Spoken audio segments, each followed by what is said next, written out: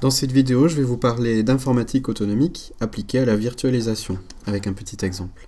Je rappelle qu'un système autonomique, c'est un élément géré avec des capteurs et des effecteurs. Les capteurs pour relever des métriques, les effecteurs pour effectuer des actions d'administration, et avec une boucle d'observation, d'analyse, de planification et d'exécution, et une base de connaissances.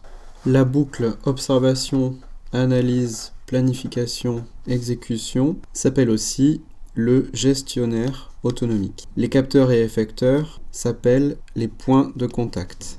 Enfin, l'ensemble gestionnaire autonomique, point de contact et éléments gérés s'appelle élément autonomique. Je rappelle également qu'en virtualisation, nous avons une ressource matérielle avec différentes couches d'abstraction pour arriver ensuite aux applications qui sont utilisées par les utilisateurs finaux.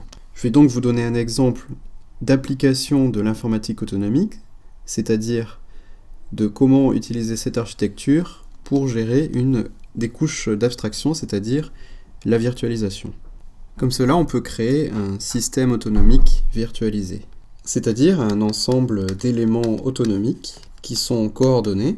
Dans ce système autonomique virtualisé, on aura pour chacun des éléments autonomiques un élément géré qui correspondra soit à une application, soit à une couche d'abstraction.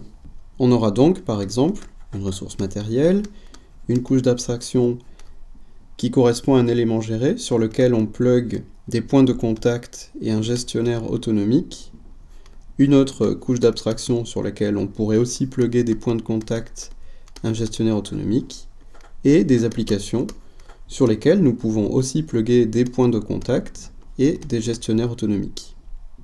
On a donc ici un élément autonomique qui correspond à une application qui est l'élément géré, ses points de contact et son gestionnaire autonomique, un autre élément autonomique qui est une couche d'abstraction, soit un émulateur, un hyperviseur, les points de contact et le gestionnaire autonomique, et encore un autre élément autonomique. Ce qu'on voit ici apparaître, c'est qu'il y a une dépendance entre ces éléments autonomiques, puisque les couches d'abstraction sont bien dépendantes les unes des autres, et l'application est dépendante de la couche d'abstraction en dessous. Donc ces éléments autonomiques sont dépendants les uns envers les autres. Je vais vous donner maintenant un exemple d'un système autonomique virtualisé. Donc on va considérer un ensemble de ressources matérielles virtualisées. Donc on ajoute des couches d'abstraction. Par exemple, sur cette ressource matérielle, je vais mettre un hyperviseur. Sur cet hyperviseur, je peux mettre deux systèmes d'exploitation et des applications. Sur cette ressource matérielle, je vais mettre un système d'exploitation et sur ce système d'exploitation, un émulateur. Sur cet émulateur, deux systèmes d'exploitation et des applications. Enfin, sur cette dernière ressource matérielle, je peux également mettre un système d'exploitation, un émulateur et plusieurs systèmes d'exploitation avec des applications. Un exemple très simple que peut accomplir un système autonomique virtualisé, c'est l'optimisation des ressources énergétiques et notamment diminuer la consommation d'énergie. Pour simplifier, on peut considérer que l'énergie, c'est en fait les ressources matérielles qui consomment de l'électricité. Si on peut donc migrer certaines applications sur une seule et même ressource matérielle, on pourra se permettre d'éteindre ces ressources matérielles et donc de consommer moins d'électricité.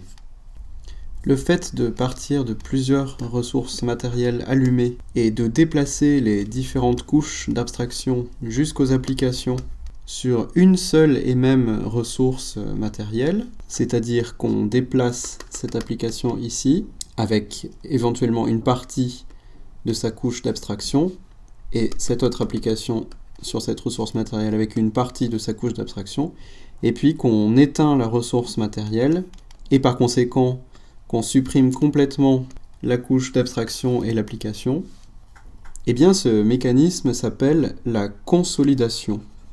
On parle en général de consolidation de machines virtuelles. Sur cet exemple, la difficulté réside donc dans le fait de choisir quels éléments nous allons rendre autonomiques Donc c'est-à-dire par exemple ici cet hyperviseur, je lui rajoute un point de contact et un gestionnaire autonomique, ce qui va faire que cet hyperviseur va être un élément autonomique. Ensuite, sur cet émulateur également, un point de contact et un gestionnaire autonomique. Donc il va devenir un élément autonomique. Sur cet émulateur également. Ici, nous avons donc 3 éléments autonomiques que nous devons coordonner afin d'arriver à une consolidation de machines virtuelles. C'est-à-dire que cet hyperviseur va s'occuper de la migration des systèmes d'exploitation et des applications qu'il a vers l'émulateur correspondant à cet élément autonomique à droite. De la même manière, cet émulateur va s'occuper de faire la migration du système d'exploitation et des applications. Enfin, une fois que toutes les virtualisations sont terminées, eh bien, l'élément autonomique peut dire « nous pouvons arrêter la ressource matérielle sur laquelle on tourne » et donc demander à l'hyperviseur d'éteindre la machine réelle, c'est-à-dire la ressource matérielle.